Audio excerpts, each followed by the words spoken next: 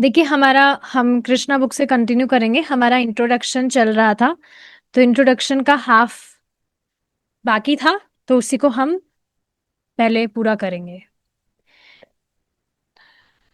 तो देखिए इस तरह से बताया जा रहा था कि कृष्ण कथा का मतलब क्या है। कृष्ण कथा का अर्थ है कृष्ण के विषय में वार्ता। और दो तरह की कृष्ण कथा होती है। एक तो वह वार्ता जो स्वयं भगवान कृष्ण के द्वारा कही गई हो, और एक वह जो भगवान कृष्ण के विषय में कही गई हो। तो ये दो तरह की होती है कृष्ण कथा, इस तरह से बताया जा रहा है। भगवत गीता का जो भगवत गीता की जो वार्ता है, उसका जो नरेशन है या उसकी जो फिलॉसफी है भगवान के विषय में, वो स्वयं भगवान कृष्ण के द्वारा बोली गई है। तो ये कथा हो गई जो वार्ता स्वयं भगवान कृष्ण के द्वारा बोली गई है। और श्रीमद् भागवतम की जो नरेशंस है, वह भगवान के जो भी कार्यकलाप है, भगवान की जो भी एक्टिविटीज है, भगवान की जो भी लीलाएं हैं भगवान ने की है, वह उसके विषय में है। तो वह श्रीमद् भागवतम जो है वह भगवान कृष्ण के विषय में है। तो इस तरह से दोनों ही कृष्ण कथा है। ठीक है, आगे देखिए क्या बताया जा रहा है। चैतन्य महाप्रभु के ऑर्डर पर, मतलब ये चैतन्य महाप्रभु का ऑर्डर है, आदेश है, क्या है कि जो कृष्ण कथा है वह पूरे विश्व में स्प्रेड की जानी चाहिए। और इसका कारण क्या है? जो भी जीवात्मा है वो यहाँ पर सफर कर रहे हैं, यहाँ पर जो भी भौतिक जगत है इसकी सफरिंग्स से बेचारे यहाँ पर कष्ट पा रहे हैं। तो इसके लिए बहुत जरूरी है कि व्यक्ति कृष्ण कथा का श्रवण करे। इससे उनका पूरा जो मार्ग है वो कौन सा मार्ग, उनकी मुक्ति का मार्ग जो है वो खुल जाएगा और एकदम स्पष्ट उनको दिखेगा। ये चीज तो देखिए हम देखते ही हैं, नियमित रूप से भगवान की कथा सुनने से। सुबह हम सुनते हैं, शाम को श्रीमद् भागवतम सुनते हैं, तो एकदम सामने हमको दिखता है कि हमें करना क्या है। ये नियमित श्रवण करते करते हम खुद भी नहीं जान पा रहे हैं कि हमारे लिए नेचुरली हो गया कि हमें सब कुछ भगवान के लिए ही करना है। और इस कारण से कोई भी व्यक्ति इस तरह से करता है तो उसका मुक्ति का जो मार्ग है, मतलब भगवत प्राप्ति, बस उसके हाथ में ही है। इस तरह से समझ लीजिए आप। तो कृष्ण कथा इतनी ज्यादा इंपॉर्टेंट है, बहुत ज्यादा जरूरी है कि लोग कृष्ण कथा सुने। क्योंकि काफी लोग तो ये भी नहीं जानते हैं कि जिस स्थिति में वे हैं, क्या इससे वे मुक्त भी हो सकते हैं क्या। आप खुद इस पर थोड़ा विचार करिए। क्या आप कभी, ऐसे लोग काफी हैं ही, तो उन लोगों को देखकर दया नहीं आ जाती कि बिना मतलब परेशान है, बिना मतलब सफर कर रहे हैं, अगर भगवान की भक्ति करने लग जाए तो कितना आनंद में रहेंगे। बिना मतलब का परिश्रम कर रहे हैं, बिना मतलब, जो दुख नहीं है, जो परेशानी नहीं है, उसको अपने जीवन की सबसे बड़ी परेशानी समझकर लोग किस तरह से दुखी रह रहे हैं। तो ये सारी चीजें हैं। आगे देखिए प्रभुपाद जी क्या बता रहे हैं कि इस बुक को प्रेजेंट करने का पर्पस क्या है प्रभुपाद जी का, कि जो लोग हैं वो भगवान कृष्ण के विषय में समझे। कृष्ण कथा क्या है, कृष्ण क्या है, कृष्ण कौन है, उनके विषय में मतलब तत्व से लोग समझे। क्योंकि एकमात्र यही एक मार्ग है जिससे व्यक्ति अपनी भौतिक जो भी जंजाल में फंसा हुआ है उससे वह मुक्त हो सकता है। इसको देखिए भगवान कृष्ण भी गीता में कहते हैं कि जन्म कर्म च मे दिव्यम। ये वाला जो श्लोक है कि कोई भी व्यक्ति ये बात समझ जाता है सिर्फ कि भगवान कृष्ण के जो जन्म और कर्म है, उनके जो भी कार्यकलाप है, वो ऑर्डिनरी नहीं है। सिर्फ इतनी सी बात को समझकर ही व्यक्ति इस जगत से मुक्त हो सकता है। तो इतना ज्यादा जरूरी है व्यक्ति के लिए कृष्ण कथा सुनना। देखिए, ये सारी बातें ऐसा नहीं है कि आपको मालूम नहीं है, सब फिलॉसफी जानते ही हैं। बट मेन चीज हमें यहाँ से क्या सीखनी है कि हम सच में कुछ प्रयास करें लोगों को कृष्ण कथा से कनेक्ट करने के लिए।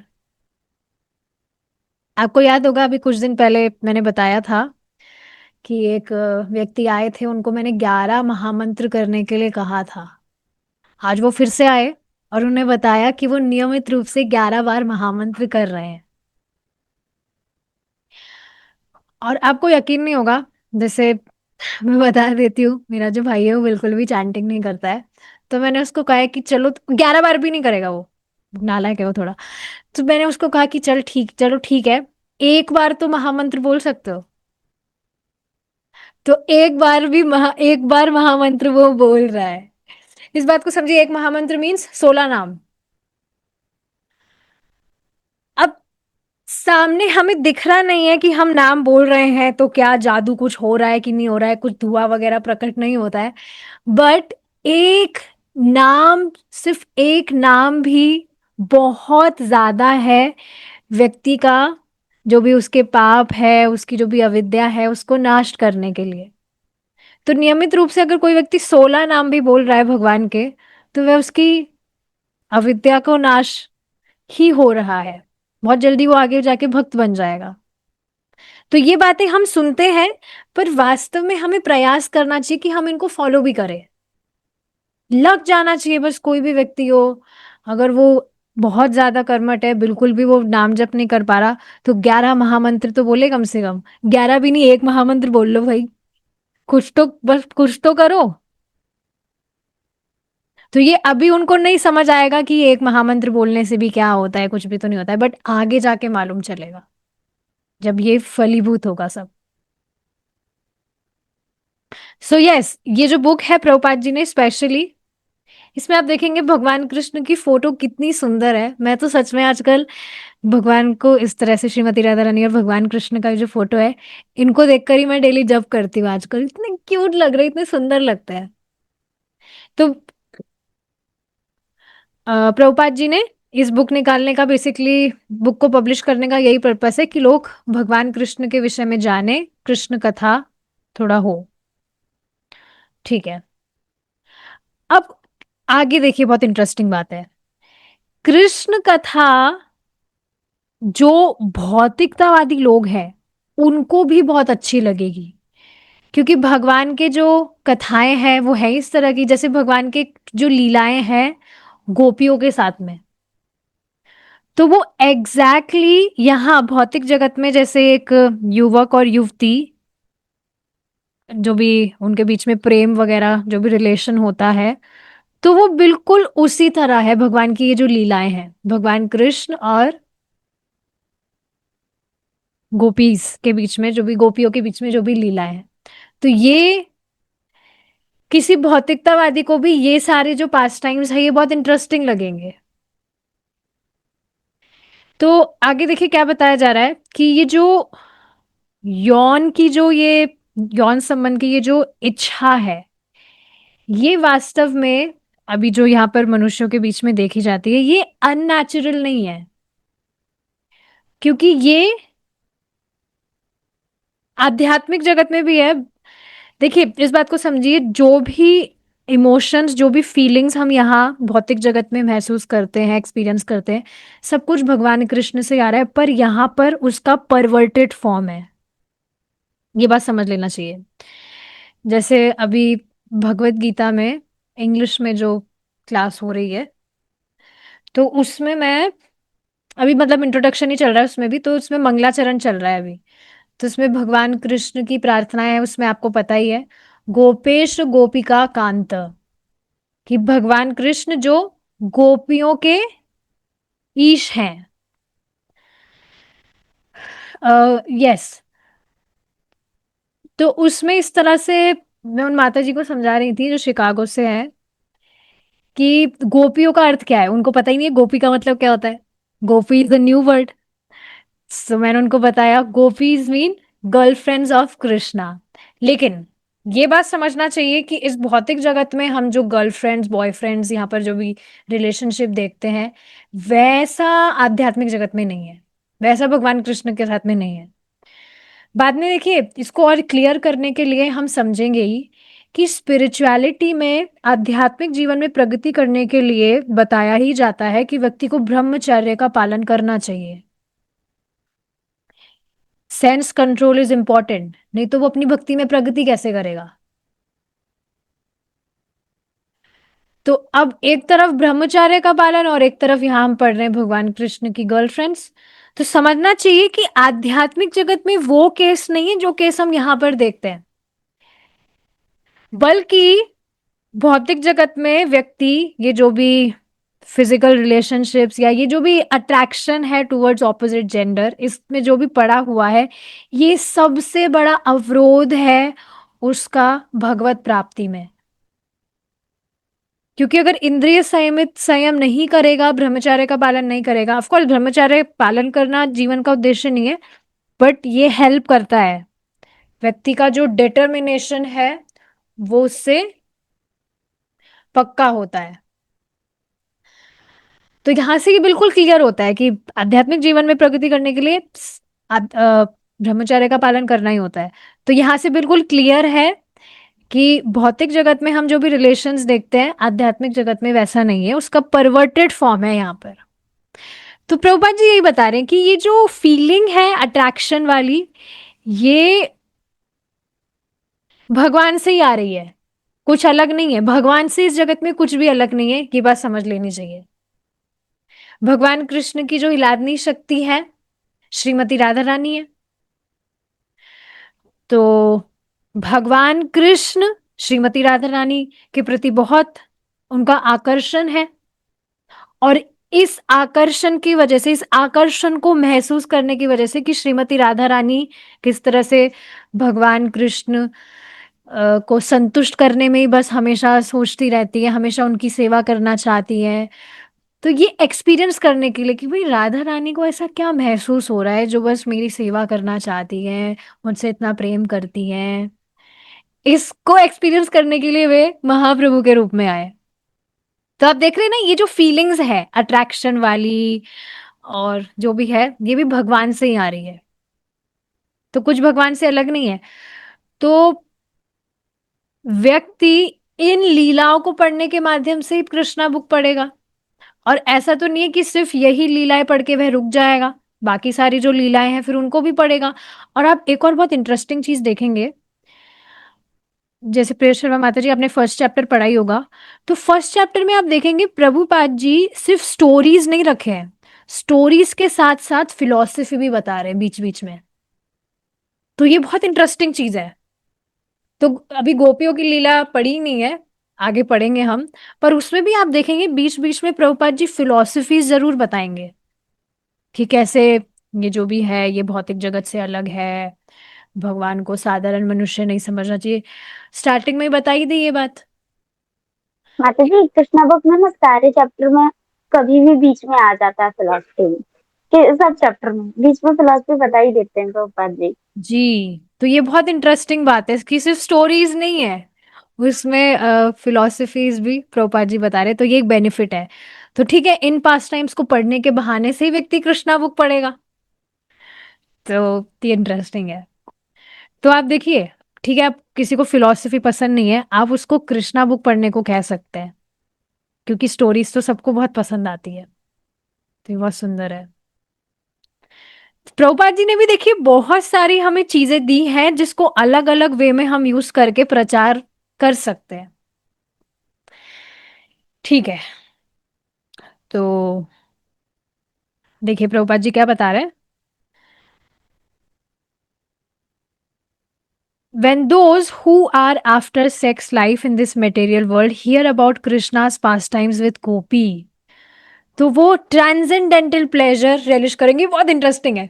अभी देखिए जो शाम की क्लास में डिस्कशंस चल रहे हैं, जिसमें लक्ष्मी जी जो है वो भगवान कृष्ण के चरण सराह रही हैं, उनको दबा रही हैं।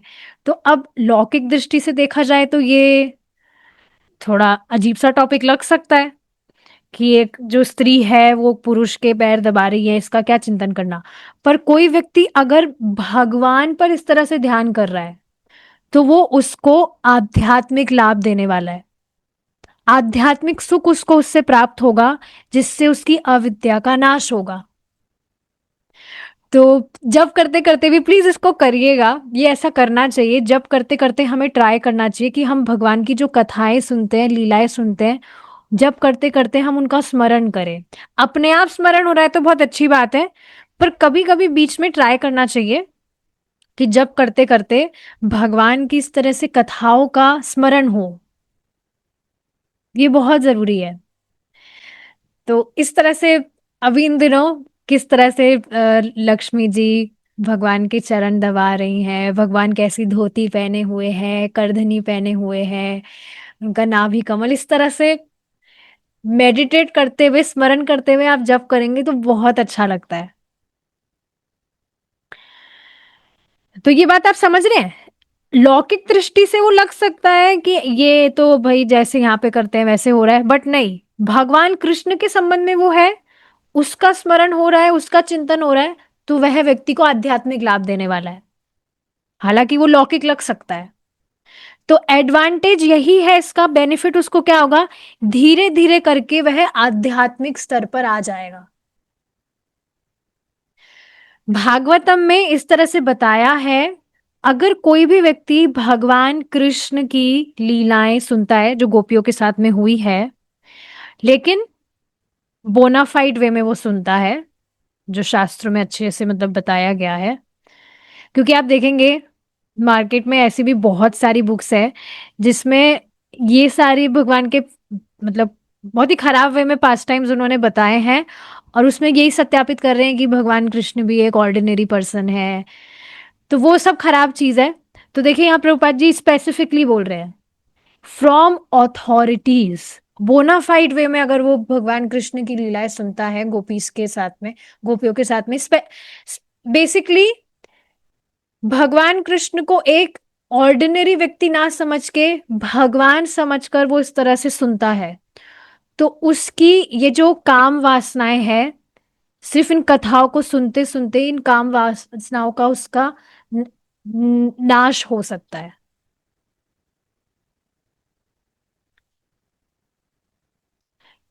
तो ये बहुत इंटरेस्टिंग है। ये जो उसकी मेटेरियल डिजीज है काम की, लस्ट की, वो पूरी तरह से गायब हो जाएगी भगवान के इस तरह के पास टाइम सुनकर। दूसरे शब्दों में, ये जो मेटेरियल सेक्स लाइफ है, तो इन कथाओं को सुनने से ये काउंटरैक्ट हो जाएगी, मतलब बिल्कुल रिवर्स हो जाएगा। जैसे आप इस चीज को देखेंगे ही, अभी आप देखिए आप सबकी तो शादी हो चुकी है, पर जैसे जिन भी प्रभु जी की या माता जी की शादी नहीं होती है, वो भक्ति कर रहे होते हैं, तो आप देखेंगे सहज ही जो ऑपोजिट जेंडर के प्रति आकर्षण है वो अपने आप ही समाप्त होने लगता है। ठीक है, गृहस्थ आश्रम में भी जो भक्त है वो प्रवेश करता है, अट्रैक्शन की वजह से नहीं है, वो बस वो प्रवेश करता है क्योंकि इस तरह से जो भी रिचुअल्स वगैरह या जो भी चीजें हैं इस वजह से, पर ऐसा नहीं कि बहुत अट्रैक्शन हो रहा है, रहा ही नहीं जा रहा है, शादी नहीं होगा तो मरे ही जा रहे हैं, ये सब चीजें नहीं होती है। तो आप देखेंगे भगवान की भक्ति करने से सहज ही पता भी नहीं चलता है कब ये सारी अट्रैक्शन वाली चीजें, ये जो हैंकरिंग है, किस तरह से ये समाप्त हो जाती है। तो ये बहुत इंटरेस्टिंग चीज है भगवान के भक्ति का, बहुत सुंदर है। एक भक्त इसको ठीक है सहमति भी दे रहे हैं, बहुत अच्छी बात है। ठीक है, आगे देखिए। ये जो बुक है कृष्णा, श्री कृष्णा, कृष्णा बुक, ये पूरी तरह से कृष्ण कथा से ही भरी हुई है।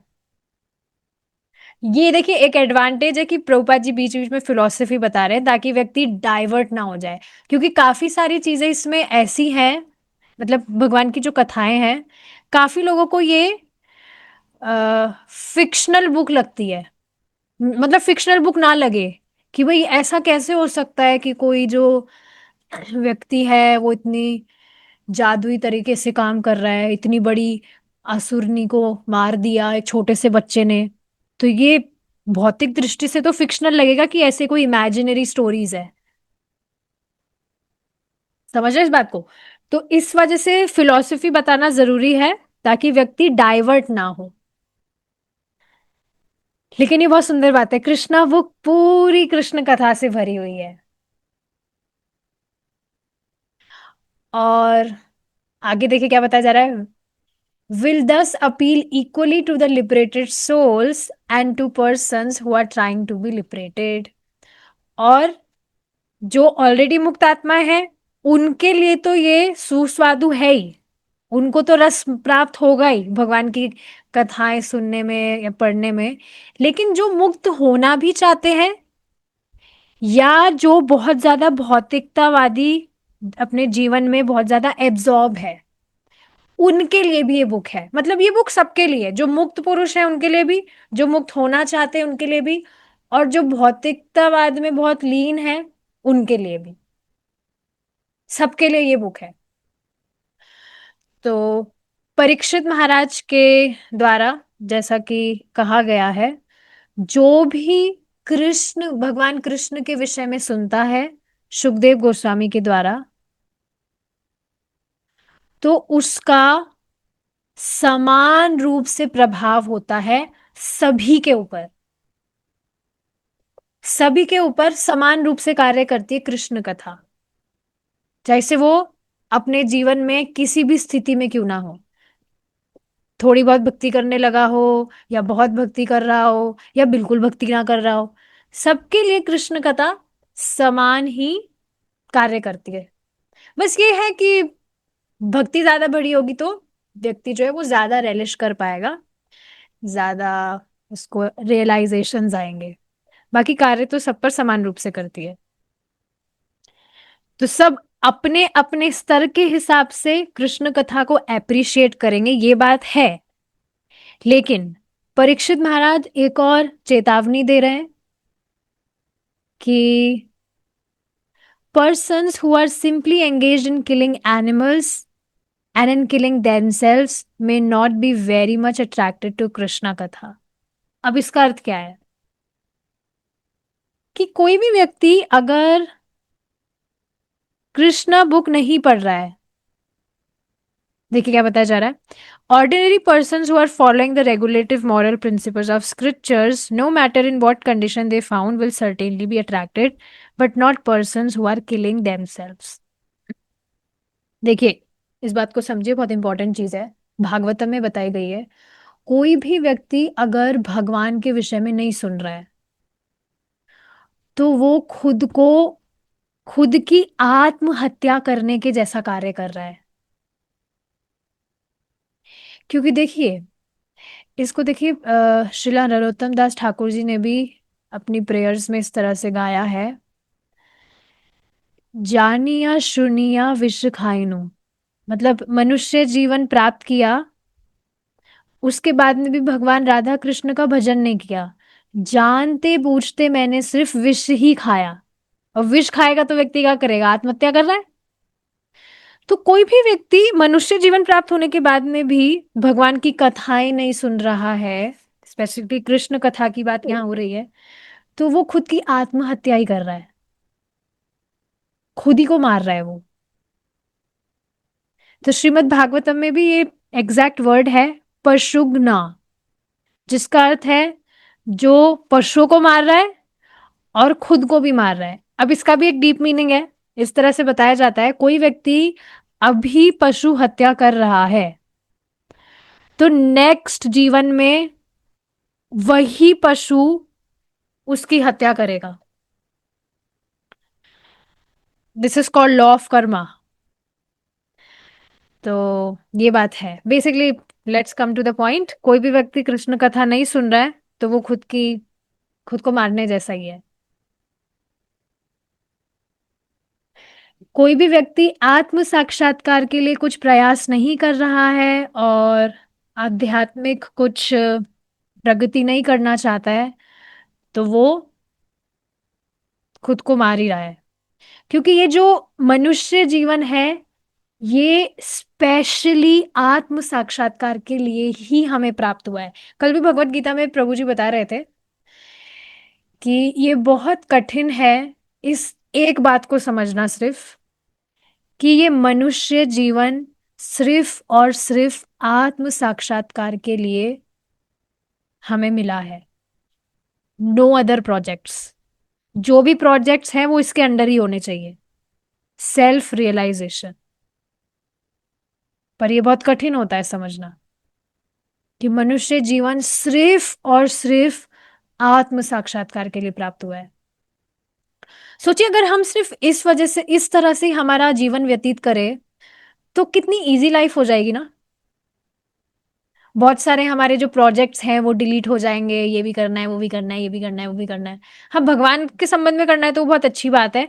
जो भी प्रोजेक्ट्स करना है वो आप इसके अंडर ही लीजिए, और बस इसी तरह से फिर पूरा जीवन निकल जाए। भगवान की हम भगवान से रिलेटेड ही सारे प्रोजेक्ट्स बस कर रहे हैं, तो बस फिर पूरा जीवन निकल जाएगा और भगवान के पास पहुंच जाएंगे। तो यही चीज है। देखिए, आगे यही बात बताई जा रही है। दूसरा अर्थ क्या है इस शब्द का? वो जो पशु हत्या कर रहे हैं। इसका अर्थ क्या है? वो जो मांस खाते हैं, और वे इसके लिए, मांस खाने के लिए, वो अलग अलग तरह से पशुओं पशुओं को मारने में लगे रहते हैं। जैसे हंटिंग हो गया, शिकार करना, या स्लॉटर हाउस खोलना। तो ये ऐसे जो लोग हैं, ये कृष्ण कथा में रुचि नहीं देंगे, इनको नहीं रुचि लगेगी। कई बार देखिए, आप ऐसे लोगों को भी देखेंगे जिनको स्पिरिचुअलिटी से रिलेटेड कुछ भी जो टॉपिक्स हैं वो एकदम बेकार के लगते हैं, कि ये तो एकदम टाइम व्यर्थ है, और इतना उनको बेकार लगता है कि वे भगवान का नाम भी नहीं बोलेंगे। इस पर मैं विचार कर रही थी कि हमारे यहाँ पीछे घर है, वहां पर एक बूढ़े अंकल है एक, और सच में जब से यहाँ पर, मतलब इस घर में जब से रह रहे हैं, तब से मैं रेगुलरली देखती हूँ, ऐसा एक दिन नहीं होता जब वो अपना योगा मिस करते हैं। डेली 6 बजे आ जाएंगे और डेली योगा करेंगे, योगा करेंगे, प्राणायाम करेंगे डेली। सच में ऐसा एक भी दिन नहीं होगा जिस दिन वो एब्सेंट हुए हो। इतना उनका आग्रह है कि मुझे डेली योगा करना है। बूढ़े हैं वो, फिर भी। और वो कुछ चक्की चलाते हैं, मतलब उनका चक्की का काम है।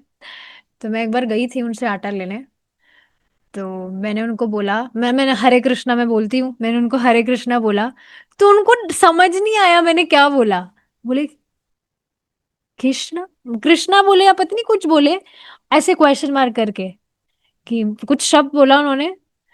तो मैंने सोचा इनको हरे कृष्णा भी समझ नहीं आ रहा है, ये तो बहुत योगी है, योगा करते हैं, और इनको भगवान का नाम भी समझ नहीं आया। फिर जाते वक्त भी मैंने जब उनको हरे कृष्णा बोला तो उन्होंने बस ऐसे मुंडी हिलाई, बट भगवान का नाम उन्होंने नहीं बोला।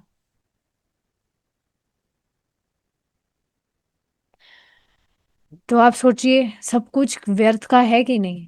उनको हर दिन मैं देखती हूँ योगा कर रहे हैं, तो मैं यही सोचती हूँ कि कितना ही योगा करो, भक्ति नहीं करे तो किस काम का आएगी जो भी ये कर रहे हैं।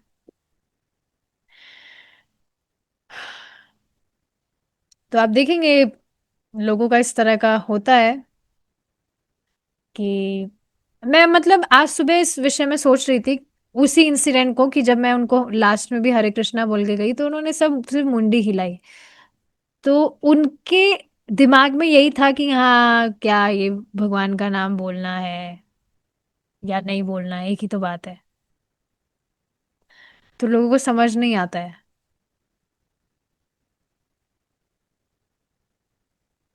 एनीवेज, आगे देखिए। अब परीक्षित महाराज स्पेशली कृष्ण कथा में बहुत इंटरेस्टेड थे, क्योंकि उनको पता था उनके जो पूर्वज हैं पर्टिकुलरली उनके जो दादाजी हैं। इसको मैं छुपा लेती हूँ। चलिए बताइए, क्विज आपके लिए। परीक्षित महाराज के दादाजी का नाम बताइए। देखते हैं कौन बता पाते हैं। पांचों पांडव माता जी। स्पेसिफिकली कौन थे? अर्जुन। अर्जुन। यस, अरे वाह, आप तो स्कॉलर निकले। चलिए, अच्छा है। ठीक है। तो स्पेशली जो परीक्षित महाराज थे वो कृष्ण कथा सुनने में बहुत ही उनका इंटरेस्ट था। स्पेशली उनके जो दादाजी थे, इसका कारण क्या था? उनके जो दादाजी थे Arjun, who was a warrior, क्षत्रिय थे। तो वे, जो युद्ध हुआ था कुरुक्षेत्र में, उसमें वे भगवान कृष्ण के कारण ही विजय हुए थे। सो यस, उसी तरह से हमें भी इस भौतिक जगत को एक कुरुक्षेत्र के युद्ध स्थल की तरह देखना चाहिए। हर कोई यहाँ पर इस युद्ध स्थल में अपने निर्वाह के लिए स्ट्रगल कर रहा है, और हर एक क्षण यहाँ पर मुसीबत ही मुसीबत है। Is it not? सच में बहुत मुसीबत है। आज सुबह की बात है, मैं ऊपर थी तो कुछ आवाज आ रही थी। मुझे लगा कोई कौवा बोल रहा है, लेकिन बाद में वो आवाज थोड़ी नजदीक हुई, मतलब थोड़ी और तेज हुई, तो मुझे लगा वो कौवा पास में ही आ गया। तो मैं देखती हूँ पता नहीं कौन सा पक्षी है ये, कोई कौवा है कि क्या है। और देखा तो इतना मोटा बंदर था। सच में मुझे बहुत डर लगा। मुझे पता है मैं आत्मा हूं, मैं शरीर नहीं हूं, बट स्टिल पता नहीं मुझे लगा डर। जल्दी से सारे गेट बंद करके मैं भागी जल्दी से। तो आप देखेंगे, ये तो एक एग्जाम्पल है। हर क्षण यहाँ पर खतरा ही खतरा है, और ये सब कुछ अनसर्टेन है। हमें कुछ भी पता नहीं है कब किसके साथ अचानक से क्या हो सकता है। तो प्रभुपाद जी ये बात बोल रहे हैं, हमें इस भौतिक जगत को कुरुक्षेत्र के युद्ध स्थल की तरह लेना चाहिए, देखना चाहिए, जहां पर बहुत स्ट्रगल चल रहा है यहाँ पर, और हर जगह डेंजर ही डेंजर है। जिस तरह से एक वास्तविक युद्ध स्थल में कभी भी किसी की मृत्यु हो सकती है, कभी भी तीर चलाया या कुछ भी बाण चलाया गया वो व्यक्ति। तो इस तरह से यहाँ पर स्थिति है हर किसी व्यक्ति की। आप देखिए ना, काफी इंसिडेंट्स हो जाते हैं आस पड़ोस में ही। जैसे एक बच्ची के विषय में मैं सोच रही थी, शी वॉज वेरी यंग, 15-16 साल की होगी, पर उसको कुछ कैंसर होने के कारण दे त्याग दिया विथ इन फ्यू वीक्स। और ऐसे इंसिडेंट सुनकर कभी कभी तो यकीन भी नहीं होता कि अरे, जो अभी अभी कुछ दिन पहले ही जिनसे बात हुई थी, साथ में थे, और अब वो है नहीं, और अब हमेशा के लिए वो गए, उनको कभी हम नहीं देख सकते हैं। तो ये मटेरियल वर्ल्ड बहुत खतरनाक है। तो हाँ, परीक्षित महाराज के जो दादाजी हैं अर्जुन, उनको इस तरह से युद्ध लड़ना पड़ा था। जो भी बहुत महारथी थे, भीष्म, द्रोण, भीष्मदेव, द्रोणाचार्य, कर्ण, कर्ण, और बहुत सारे ऐसे फाइटर्स जो ऑर्डिनरी बिल्कुल भी नहीं थे। लेकिन ये सारे जो योद्धा थे, उनको एक तिमिंगल फिश, एक ओशियन में जो तिमिंगल फिश है उसकी तरह उन, देखिए, such warriors have been compare to the तिमिंगल फिश इन द ओशियन। समुद्र में जो तिमिंगल मछली होती है, उससे उनका कंपैरिजन किया गया। एक जो तिमिंगल मछली है, वो बहुत आसानी से बड़ी बड़ी वेल्स को भी खा जाती है।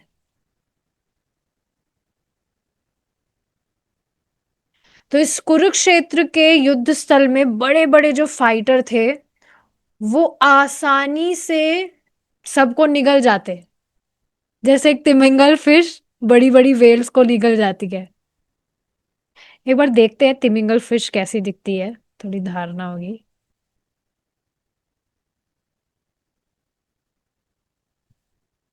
देखियो, बाप रे, तो देखने में इतनी डरावनी लग रही है। इसके इतने, अरे ठीक है, आपको दिख रही है यहाँ पर, इसको थोड़ा जूम करना ठीक नहीं है, पर इतनी भयानक होती है ये, और आसानी से बहुत सारी बड़ी बड़ी वेल्स को भी ये खा जाती है। कितनी, देखिए इसके डरावने दांत लग रहे हैं। एनीवेज, तो जितने भी ये योद्धा थे, भीष्म, द्रोण, कर्ण, ये सब तिमिंगल फिश की तरह थे। और ऐसे अर्जुन को, पता नहीं ऐसे कितने अर्जुन को निगल जाना उनके लिए बस तिमिंगल फिश की तरह था। मतलब बहुत आसानी से अर्जुन को वे हरा सकते थे, लेकिन भगवान कृष्ण की कृपा से अर्जुन सबको परास्त कर सके। देखिए यहां से हमें शिक्षा क्या मिल रही है। इसी तरह से भगवान की कृपा से हम इस तरह से भगवान की बस भक्ति करते रहे। मेरी प्रेयर्स है सभी भक्त, आप भक्त सब इस तरह से भगवान की बस भक्ति करते रहें पूरा जीवन। और भक्ति करते करते आप देखेंगे, अभी भी आप देखेंगे इस चीज को, जीवन कितना भगवान आसान बना दिए। Is it not? तो यहाँ से हमें यही शिक्षा मिल रही है कि भगवान की कृपा से बड़ी से बड़ी कोई परिस्थिति भी है, सबसे बड़ी परिस्थिति, सबसे बड़ी दुविधा तो इस जगत में रहना ही है, जन्म मृत्यु का जो ये चक्र है, तो ये बहुत आसानी से व्यक्ति पार कर सकता है। जिस तरह से अर्जुन ने बहुत ही आसानी से सबको परास्त कर दिया भगवान की कृपा से। तो जिस तरह से कोई भी व्यक्ति जो बछड़े का खुर होता है, उसका जो जमीन पर उसका जो फुटप्रिंट होता है, हुफ प्रिंट बछड़े का, उसको, उसमें बहुत पानी भी भरा हो लेकिन उसको किस तरह से व्यक्ति आसानी से पार कर सकता है। तो वैसे ही अर्जुन भगवान की कृपा से उस युद्ध स्थल, कुरुक्षेत्र क्षेत्र के युद्ध स्थल के समुद्र को उस तरह से बहुत आसानी से पार कर पाए।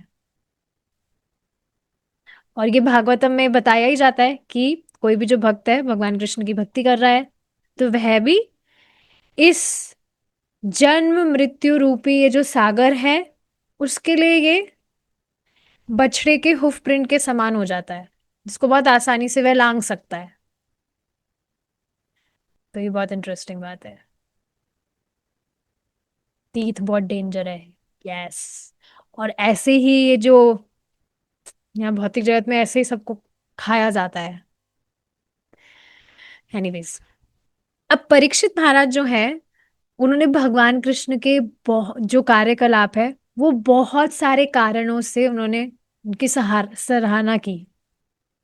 सिर्फ यही कारण नहीं था कि उनके जो दादाजी हैं अर्जुन, वे भगवान कृष्ण कृष्ण की कृपा से प्रोटेक्टेड थे, बट भगवान कृष्ण ने स्वयं परीक्षित महाराज की भी रक्षा की थी। ये बात हम जान ही रहे, देखिए यहाँ पर भी बताया जा रहा है, कुरुक्षेत्र के युद्ध स्थल, मतलब युद्ध जब हो गया था समाप्त, उसके बाद में सारे के सारे जो अ,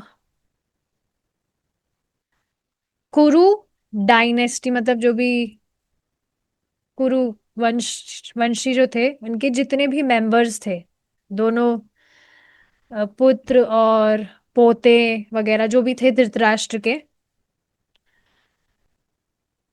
एक साइड पे तो वो थे और दूसरे साइड पर पांडव थे। अगर महाभारत देखिए तो इसको आप सीन को अपने दिमाग में विजुअलाइज कर ही सकते हैं कि एक हाथ पर तो धृतराष्ट्र के पौत्र और पुत्र आदि थे और दूसरे हाथ पर पांडव थे।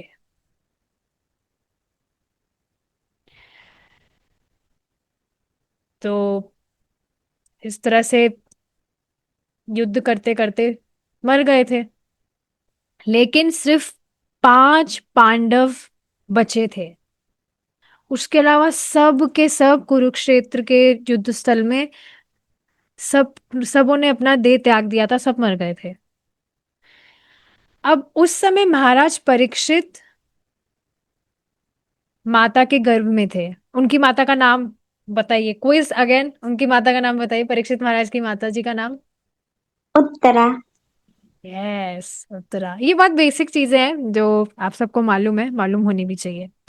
और उनके पिताजी, प्रिय शर्मा माता जी बताएंगे अब, परीक्षित महाराज के पिताजी का नाम। हरे कृष्णा। परीक्षित महाराज के पिताजी का नाम था अभिमन्यु। अभिमन्यु, यस। ठीक है। तो उनके पिता जो थे अभिमन्यु, वो तो ऑलरेडी ही युद्ध स्थल में धराशायी हो गए थे। लेकिन परीक्षित महाराज अभी भी, मतलब he will be the post humus child, आगे जो वंश बढ़ाने वाले जो होंगे, हालांकि उन्होंने, हाँ, इस तरह से आगे जो वंश बढ़ाने वाले होंगे वो परीक्षित महाराज थे। तो जब वे माता के गर्भ में थे तो अश्वत्थामा के द्वारा ब्रह्मास्त्र छोड़ा गया था उस बच्चे को मारने के लिए। और जब परीक्षित महाराज की माता जी को ये बात मालूम चली, उत्तरा, माता उत्तरा को, तो उन्होंने कृष्ण को अप्रोच किया। सच में ये वाला जो पास टाइम है ये तो मुझे बहुत स्वीट लगता है। पाहिमाम पाहिमाम, किस तरह से वे, उनको और कोई नहीं देखा। आपने अगर परम पूज्य राधा गोविंद महाराज की कथा सुनी हो, उनसे ही सुनी थी मैंने कथा, कि किस तरह से माता उत्तरा को वहां और कोई भी नहीं दिखा, सिर्फ एकमात्र कृष्ण ही उन्हें दिखे जो उनकी उस समय रक्षा कर सकते हैं। तो तुरंत बस वो कृष्ण को ही उन्होंने अप्रोच किया। इस तरह से घबरा गई वो, घबराने वाली बात भी है, कितना मतलब बहुत भय वाली स्थिति है ये। तो जब इस तरह से उन्होंने देखा कि अश्वत्थामा ने ब्रह्मास्त्र छोड़ दिया, और ब्रह्मास्त्र एक ऐसा अस्त्र है जो कभी भी फेल नहीं होता है, एक बार उसको छोड़ दिया गया तो उसका वो लक्ष्य साधेगा ही। लेकिन भगवान कृष्ण परमात्मा के रूप में उनके गर्भ में एंटर किए और उन्होंने परीक्षित महाराज को, उनकी रक्षा कर ली। तो ये भी एक कारण था जिस वजह से परीक्षित महाराज भगवान कृष्ण की कथाएं सुनना चाहते थे, उनको बहुत इंटरेस्ट था। परीक्षित महाराज का दूसरा जो नाम है वह है विष्णुरता, क्योंकि वे भगवान विष्णु, स्वयं भगवान विष्णु के द्वारा रक्षित हुए थे जब वे इस तरह से गर्भ में थे। तो आप जानते हैं। अच्छा, एक और क्विज है, कौन से विष्णु परमात्मा के रूप में होते हैं? माता जी मुझे बताना है, वो भी तो बताइए। क्या? ये क्विज किसके लिए है ये तो बताइए। नहीं, मतलब परमात्मा के रूप में कौन से विष्णु होते हैं? 3 विष्णु होते हैं, हम सुनते ही हैं। तो मैं बताऊं या माता जी बताएंगी, ये बताइए। हाँ, कोई भी बता दीजिए, open for anyone. Kshirodakshayi Vishnu. Kshirodakshayi Vishnu, ठीक है। चलिए, तो हाँ, हर किसी को, चाहे से वो किसी भी अपने जीवन की परिस्थिति, कोई सी भी परिस्थिति में क्यों ना हो, उसे भगवान कृष्ण के विषय में सुनना चाहिए। भगवान कृष्ण के जो कार्यकलाप है, उनकी लीलाएं हैं, उनको सुनना चाहिए, क्योंकि वे परम सत्य हैं, वे परम ईश्वर है, वे सब जगह विद्यमान है, हर एक जीवात्मा में विद्यमान है, हर एक जीवात्मा के हृदय में वे विद्यमान है, और यूनिवर्सल फॉर्म में वे हर एक जीवात्मा के बाहर भी विद्यमान है। भगवान सब जगह है। और भगवत गीता में भी इस तरह से बताया गया है कि सब जगह विद्यमान होने के बावजूद भी वे मनुष्यों के बीच में इस तरह से अवतरित होते हैं, और उनके अवतरित होने का कारण क्या है? हर किसी को आमंत्रण देने के लिए, कि मतलब अपने, देखिए इस बात को समझना चाहिए, भगवान कृष्ण स्पेशली मनुष्य रूप में अवतरित होते हैं क्योंकि जो मनुष्य है वे मनुष्य से ही अट्रैक्ट होते हैं। कोई भी जो स्पीशीज है वो पर्टिकुलर स्पीशीज से ही अट्रैक्ट होती है। छिपकली किसी छिपकले को देखकर ही अट्रैक्ट होगी वो, या बिल्ली बिल्ली को देखकर ही अट्रैक्ट होगी, बिल्ली बिलाव। और ऐसे ही जितने भी आप देखिए स्पीशीज, वो अपनी योनि वाले से ही अट्रैक्ट होते हैं। तो भगवान स्पेशली मनुष्य रूप में अवतरित होते हैं, क्योंकि एकमात्र मनुष्य ही एक तो भगवान को समझ सकता है, भगवान से अपना संबंध समझ सकता है, ये सारी चीजें। और भगवान के प्रति वह आकृष्ट हो, इस वजह से भगवान मनुष्य रूप में इस तरह से अवतरित होते हैं। तो भगवान आते हैं to invite everyone to his transcendental abode, back home, back to Godhead. तो हर किसी को इस चीज में इंटरेस्ट दिखाना चाहिए कि वे भगवान को जाने। और ये पर्टिकुलर जो बुक है, इसका एकमात्र पर्पस ही ये है कि लोगों को मालूम चले भगवान कृष्ण के विषय में, जिससे उनका जो ये मनुष्य जीवन है यह सार्थक हो सकता है। तो थोड़ा सा और बाकी है, क्या करना चाहिए, कर ले क्या आज, और अगर आप लोग बिजी नहीं है तो। टाइम तो बहुत ज्यादा हो गया है। मुझे बताइए क्या हमें रुकना चाहिए यहाँ पर? रुकते हैं, अगला फिर हम नेक्स्ट करेंगे, क्योंकि काफी सारी चीजें हो जाती है डिस्कस करने के लिए, और ऐसे आप देखेंगे साथ में ही और ज्यादा खुलती है चीजें। तो ठीक है, हम यहाँ पर रुकेंगे। Thank you so much for your time. Hare Krishna, Srila Prabhupada की जय।